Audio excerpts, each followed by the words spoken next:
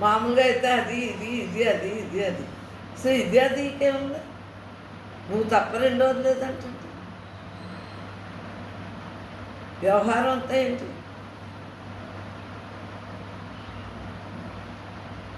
వ్యామోహం ఎందుకు వస్తుందమ్మా? అసూయలు ఎందుకు వస్తాయమ్మా? ఈర్షులు అసూయలు ఏమంటారు? అవలక్షణం అవన్నీ ఎందుకు వస్తాయి? వాటి పేరు అత్మానం మనకి.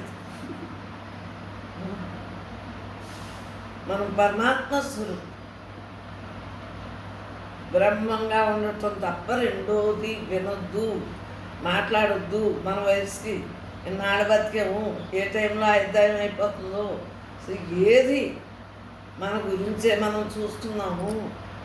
మనం స్వతంత్రం. నేనే అంత.